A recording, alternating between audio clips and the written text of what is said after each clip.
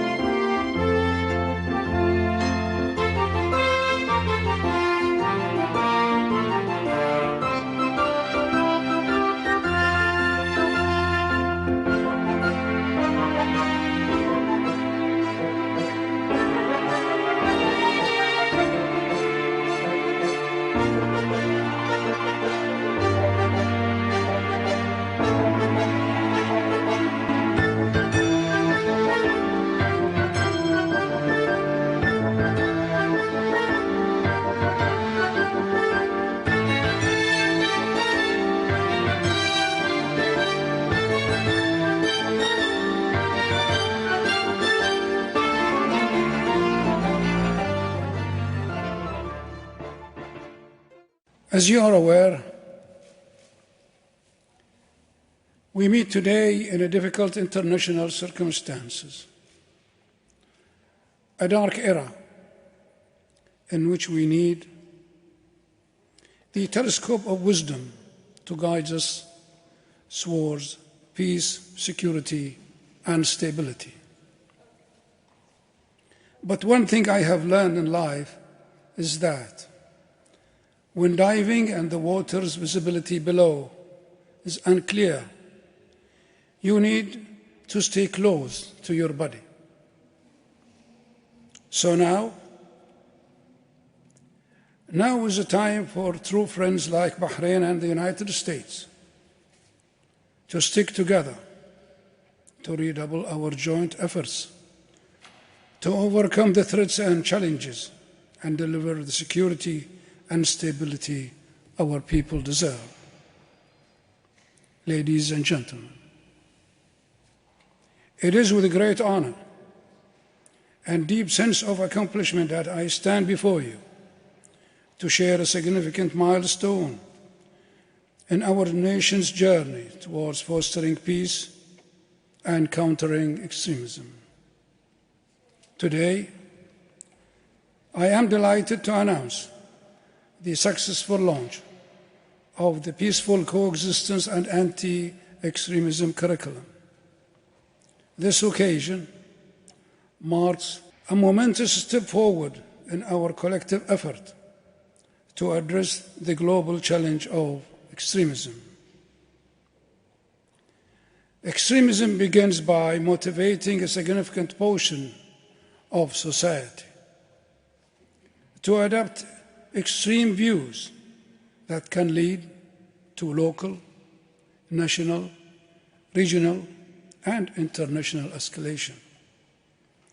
Such views make it impossible for people to maintain friendly ties and even agree to disagree on issues.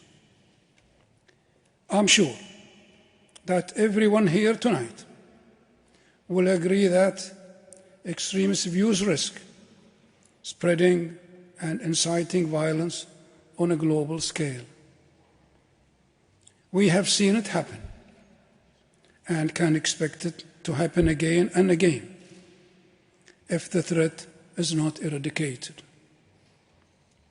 Throughout our collective experience, we have seen individuals with the most extremist mindset seeking to impose their beliefs on the entire community, or trying to eliminate those who disagree with them. Unfortunately, the consequences extend far beyond violence and can also significantly undermine economic well-being, block community development and innovation, and most importantly, undermine national unity while breaking the very social fabric that binds us together. At the Ministry of Interior, it is our duty to promote and maintain public security and general order and safety. It is a core objective of the Ministry to promote the fundamental value of human life, to fight intolerance and extremism. This is outlined in the National Plan to promote the spirit of belonging to the nation and reinforce the values of nationalism, better known as Bahrainuna, or our Bahrain, which was launched in 2019. This national plan aims to foster a sense of community and national identity among all of Bahraini's citizens and reinforce an atmosphere of unity, development, and prosperity. Community engagement is vital in our work to promote tolerance and improve resilience against radicalization. Within Bahrain, the Ministry of Interior's Community Police Service is at the forefront of engaging with the local communities and fostering partnership between citizens and the police, and implementing programs against intolerance and extremism. For example, the MOI has instituted an anti-violence and addiction program adapted from the US D.A.R.E program, and which has led to the reduction of school children misbehavior by 56% since its launch in 2011.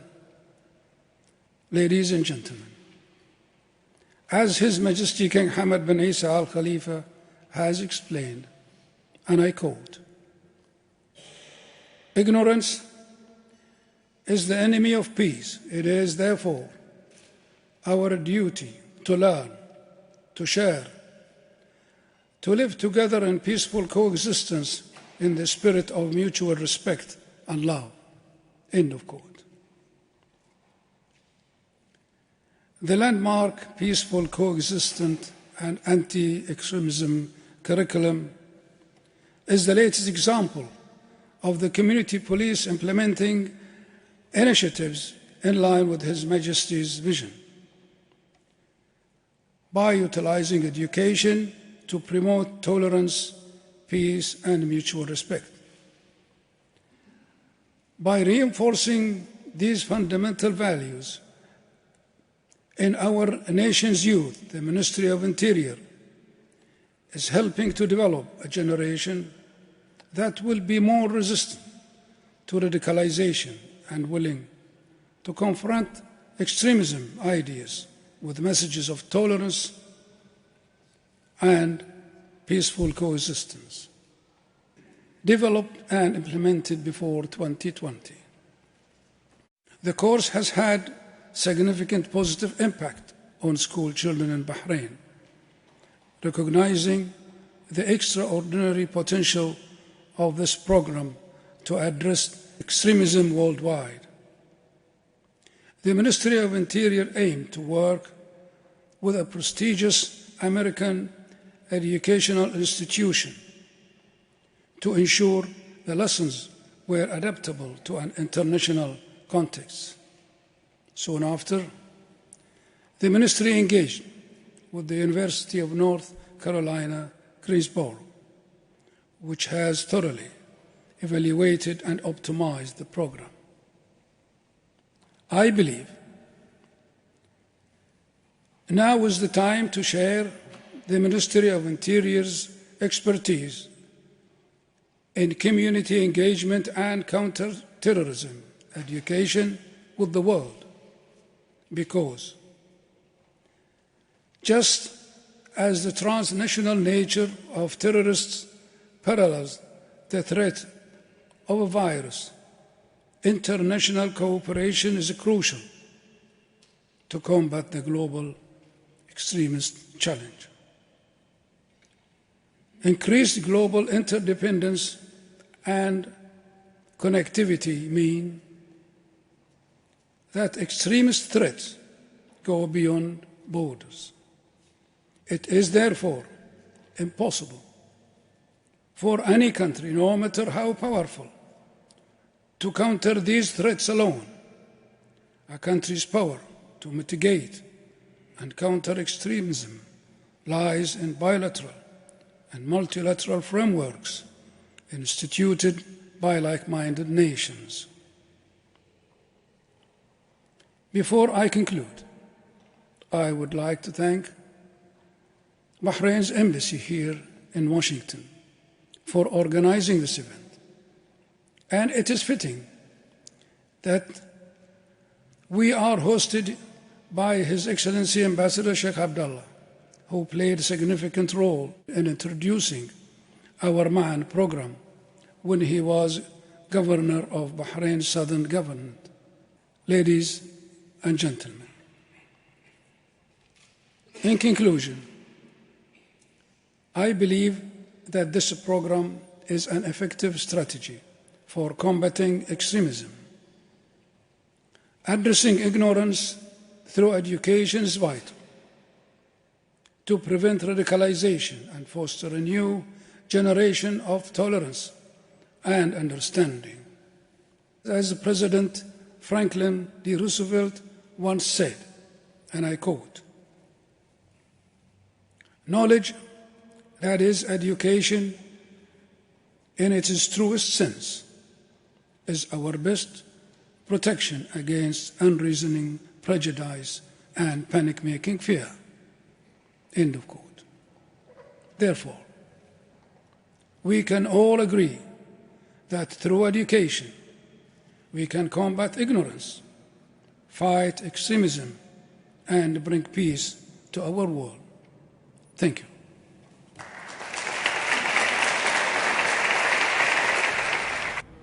The ceremony's segments continued informing the attendees of the academic accomplishments in the field of updating the curricula in cooperation with the University of North Carolina team in Greensboro, where the members of the participating team were introduced. Then the minister and officials of the organization honored the university experts headed by Dr. David Warwick, project principal investigator, and project director Dr. Samantha Kelly. During the celebration, a video clip was presented on the new curriculum, after which a panel discussion moderated by Kristen Fenton-Rose began with the introduction of the participants, namely the director of the Janet and Ellie Reinhardt Program for Counterterrorism and Intelligence, Dr. Matthew Levitt, the director of the Future of Demographic and Health Surveys Project at the Scowcroft Center for Advanced Defense Strategy and Security, Thomas Warwick, and professor of Public Health Education at the University of North Carolina at Greensboro and founder of the Center for Athlete Wellness and Prevention Strategies, Dr. David Warwick.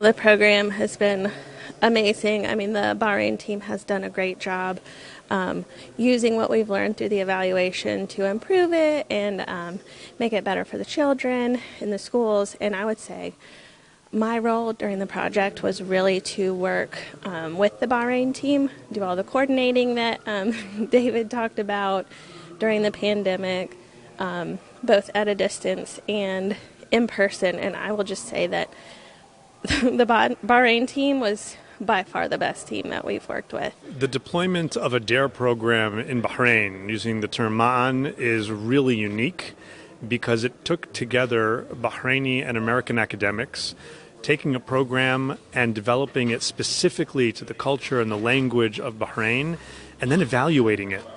It's all about evaluation. For years we've known we've had a problem, but it's been difficult to convince people to put in place policies that weren't tested.